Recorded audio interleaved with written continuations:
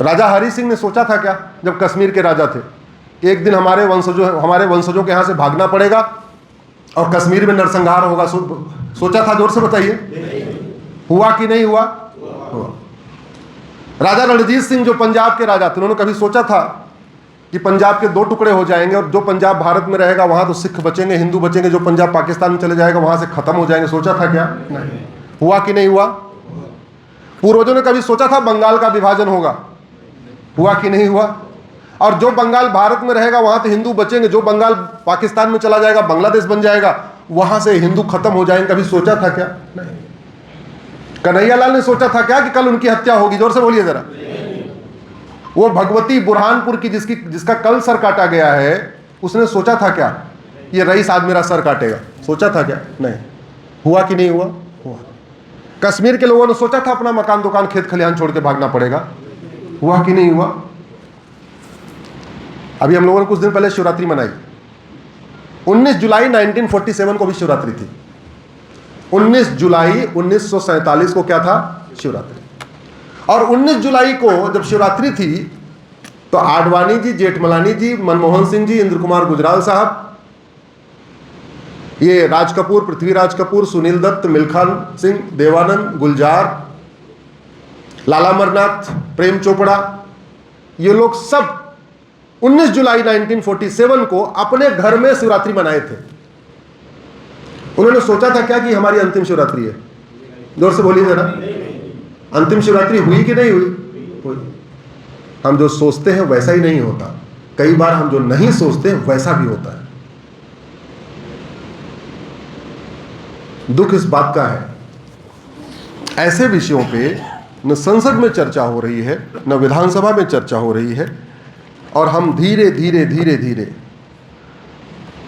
बर्बादी की तरफ बढ़ रहे हैं। आप लोग गूगल करिएगा डेमोग्राफी ऑफ इंडिया, तो हिंदुओं की जनसंख्या मैं आपको बताता हूं। ईसा से 200 साल पहले हिंदुओं की जनसंख्या 200 करोड़ थी, सॉरी 14 करोड़ थी। ईसा से 200 साल पहले कितनी थी? जनसंख्या बढ़ती है या घटती है समय के साथ?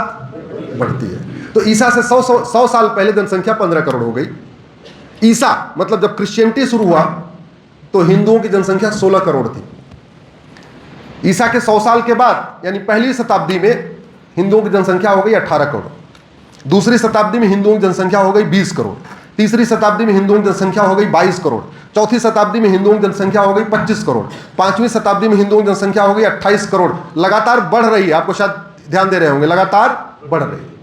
छठवीं शताब्दी में हिंदुओं की जनसंख्या हो गई 33 करोड़। हिंदू का मतलब उस समय पाकिस्तान, अफगानिस्तान, बांग्लादेश, ये सारा, नेपाल भारत का हिस्सा था, अफगानिस्तान भारत का हिस्सा था, ये सब भारत कहलाता था। छठवीं शताब्दी में 33 करोड़ और सातवीं शताब्दी में 40 करोड़, यानी उस 100 साल में कितना बढ़ा? 7 करोड़। तो जब सातवीं शताब्दी में 40 करोड़ है तो आठवीं शताब्दी में 800 साल के बाद कितना होना चाहिए था? कम से कम 7 करोड़ बढ़ना चाहिए था, तो 47 करोड़ होना चाहिए था। जानते कितना हो गया? 39 करोड़ हो गया, 1 करोड़ कम हो गया। क्यों?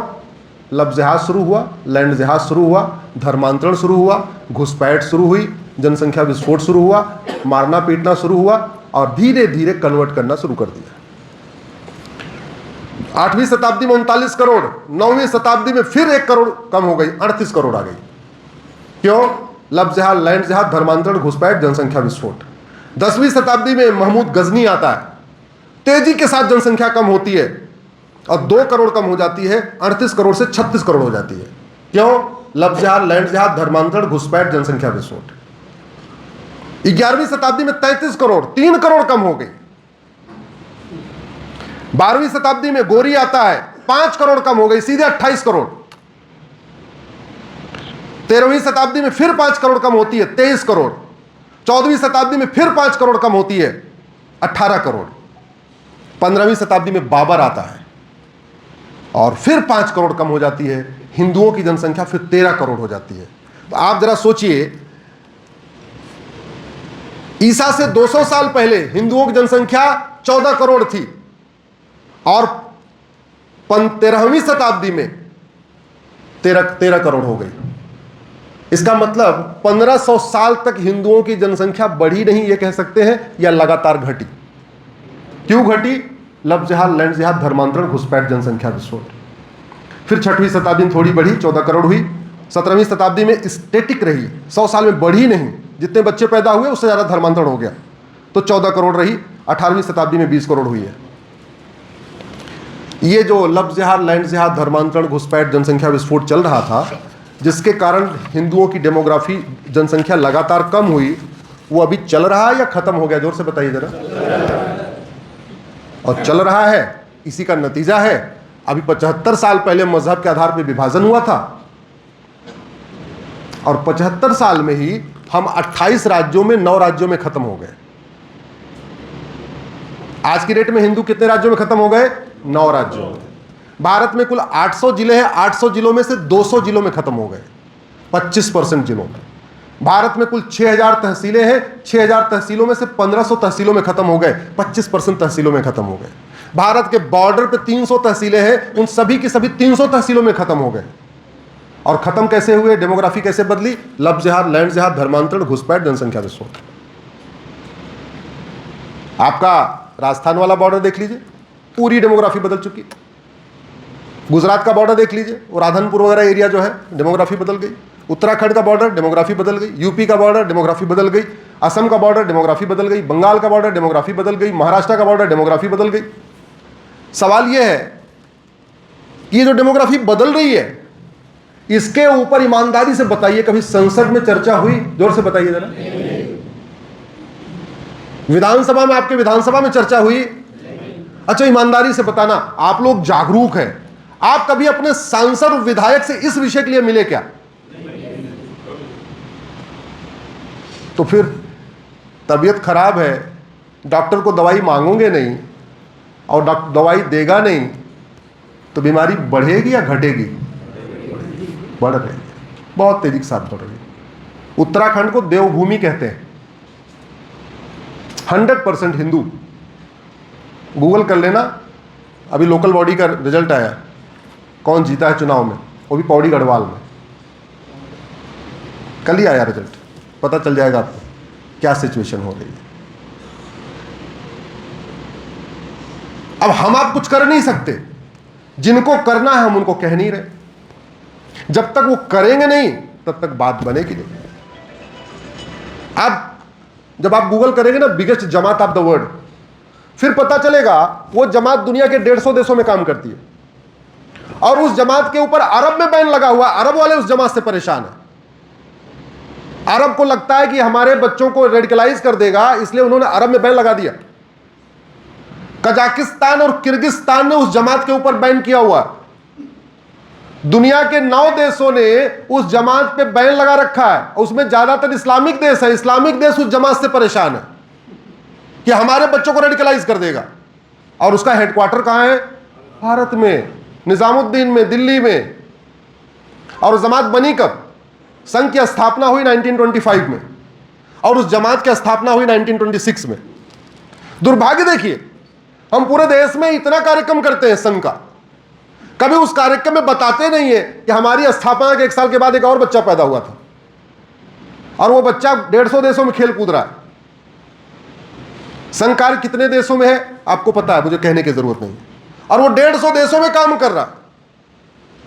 और भारत में संघ को प्रतिबंधित करने की कोशिश हुई, लेकिन उस जमात को प्रतिबंध करने की कोशिश ही नहीं। कोशिश तो छोड़िए, कभी उसके ऊपर चर्चा ही नहीं हुई कि दुनिया का सबसे बड़ा अजगर हम पाल के बैठे हुए हैं, हमारे यहां है, इसका क्या इलाज करें। कभी संसद में चर्चा हुई क्या?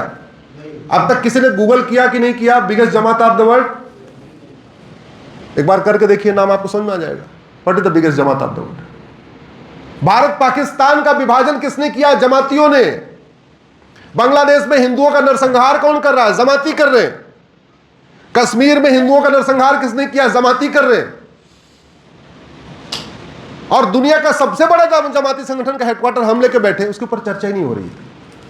इसलिए मैं आप लोगों से आग्रह करता हूं, 2 ही तरीका, या तो इंतजार करिए, प्रतीक्षा करिए, आडवाणी जी, जेठमलानी जी, मिल्खा सिंह, इंद्र कुमार गुजराल, मनमोहन सिंह जी की तरीके, और या तो सीधे सीधे कानून निर्माताओं से बात करिए, जाके उनको बोलिए, उनको जाके बोलिए कि भैया ये बताओ, इस तुम संसद में बाकी सारी चुहल्लस करते हो, कानून क्यों नहीं बना रहे? एक नया ट्रेंड चला हुआ है फेसबुक पे, सोशल मीडिया में, जागो हिंदू जागो। आपके पास आता है कि नहीं आता? जोर से बोलिए जरा। आता। कभी आपने सोचा यार उनको जगा के कर क्या रहे, मैं क्या कर लूंगा जाग के? अब आप लोग नया ट्रेंड शुरू करिए, जागो सरकार जागो, जागो सांसद जागो, जागो विधायक जागो। हिंदू जाग गया, जाग गया, राजनीतिक पॉलिटिकल कंडीशन चेंज हो गई, राष्ट्रवादी विचारधारा के लोग लगभग अधिकांश राज्यों में आ गए, केंद्र में भी आ गए, राज्य में भी आ गए। लेकिन उसके बाद क्या? उसके बाद बीमारी तो ठीक ही नहीं हो रही है। कल भगवती की हत्या इसलिए हुई क्योंकि हमारे यहां इतनी हत्याएं हो गई और किसी का कुछ हुआ ही नहीं। अगर जिन लोगों ने कन्हैयालाल को मारा था, अगर 6 महीने के अंदर अंदर उनको हम फांसी दे देते, उसकी नागरिकता खत्म कर देते, उनकी 100% प्रॉपर्टी जब्त कर लेते, तो खौफ पैदा होता कि नहीं होता? हुआ क्या? नहीं हुआ। और एक नहीं, जैसे कन्हैया की हत्या हुई थी उदयपुर में, ऐसे राजू की हत्या हुई, कृष्णा की हत्या हुई थी, शिवम की हत्या हुई थी, बादल की हत्या हुई थी, नीलेश कमलेश की हत्या हुई थी, गंगाराम की हत्या हुई थी, डॉक्टर नारंग की हत्या हुई थी, रतनलाल की हत्या हुई थी, अभिजीत की हत्या हुई थी, रामलिंगम की हत्या हुई थी, रिंकू शर्मा की हत्या हुई थी, ध्रुव त्यागी की हत्या हुई थी। अभी तिरंगा यात्रा आप लोग निकालने वाले होंगे, एक तिरंगा यात्रा निकली थी 3-4 साल पहले, उसमें चंदन गुप्ता को मारा गया था। चंदन गुप्ता के हत्यारों को फांसी हुई आज तक क्या? जोर से बोलिए। आप जागने के बाद फांसी दे सकते हैं क्या? फांसी कौन देगा? कोर्ट। फांसी कब कोर्ट देगी? जब ऐसा कानून होगा। कानून बनाना किसका काम है? जोर से बोलिए जरा। इसलिए कहता हूं, अब जागो हिंदू जागो हो गया, अब बोलिए जागो सरकार जागो, जागो सांसद जागो, जागो विधायक जागो। जाके भी जगाइए और 5-5 हजार फेसबुक फ्रेंड बनाइए और फेसबुक पे लिखना शुरू करिए। मैंने फेसबुक इसलिए कहा कि ट्विटर पे आपको कितना लोग फॉलो करेंगे आपके हाथ में नहीं है, इंस्टाग्राम पे कितने लोग फॉलो करेंगे आपके हाथ में नहीं है, लेकिन फेसबुक पे 5000 फ्रेंड बनाना आपके हाथ में।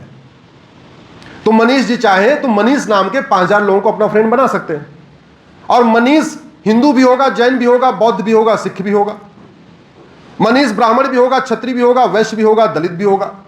मनीष राजस्थानी भी होगा, गुजराती भी होगा, बंगाली भी होगा, मारवाड़ी भी होगा, असमिया भी होगा, कश्मीरी भी होगा।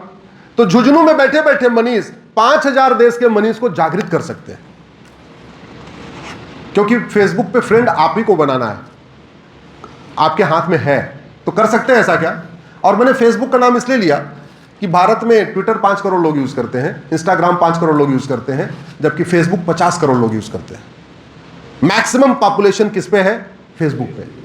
और वहां हम जाना नहीं चाहते, हमको अपनी इंसल्ट फील होती है, अरे फेसबुक अरे बहुत बकवास चीज है, ये तो ऐसे ही है, ये तो रेडी पटरी वालों का है, ये तो गोलगप्पे वालों का। अरे भैया वहीं उन्हीं को जगाना, उन्हीं को बताना।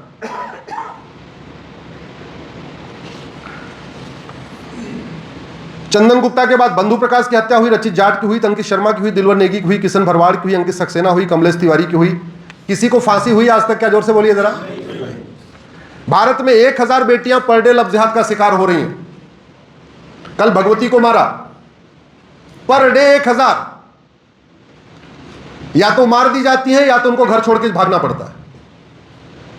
कशिश परमार को अख्तर ने मारा, अंकिता सिंह को शाहरुख खान ने मारा, नेहा को अबरार ने मारा, श्रद्धा को आफ्ताब ने मारा, अंजलि को यामीन ने मारा, स्वाति को अरशद ने मारा, तनिष्का को साहिल ने मारा, कृति जैन को वसीम ने मारा, बबली को शहजाद ने मारा, अंतिमा को रिजवान ने मारा, दीक्षा को इमरान ने मारा, नीलम को तालिब ने मारा, एकता को तैमूर ने मारा, निधि को हैदर ने मारा, नीतू को लईक ने मारा, वर्षा को वारिस ने मारा, प्रिया को एजाज ने मारा। किसी को आज तक फांसी हुई? जोर से बोलिए। किसी के 100% प्रॉपर्टी जब्त हुई? किसी की नागरिकता खत्म हुई? तो फिर कानून का खौफ कैसे पैदा होगा? कभी दुबई में आपने सुना जितना अपराध भारत में इतना दुबई में है क्या? आप लोग बिजनेस व्यापार करने के सिलसिले में क्या पता दुबई आते जाते रहते होंगे। जितना अपराध भारत में है इतना सिंगापुर में है क्या? जितना जापान में है क्या? इतना दुबई, कुवैत, बहरीन में है क्या? नहीं। नेहा को आसिफ ने मारा, शिवानी को आरिफ ने मारा, नैना को शेरखान ने मारा, सोनम को अंसारी ने मारा, प्रिया को शमशाद ने मारा, निशा को लुकमान ने मारा, सीमा को नदीम ने मारा, खुशी को अशरफ ने मारा, एकता को साकिब ने मारा, मानसी को मुजम्मिल ने मारा, निकिता को तौसीफ ने मारा, चैनिका को रफीक ने मारा, हिना को अदनान ने मारा। 1000 बेटियां लफ्ज़ जिहाद का शिकार हो रही है। क्या जब आपकी बेटी लफ्ज़ जिहाद का शिकार हो जाएगी तब जाएंगे सांसद विधायक से मिलने? जोर से बताइए जरा।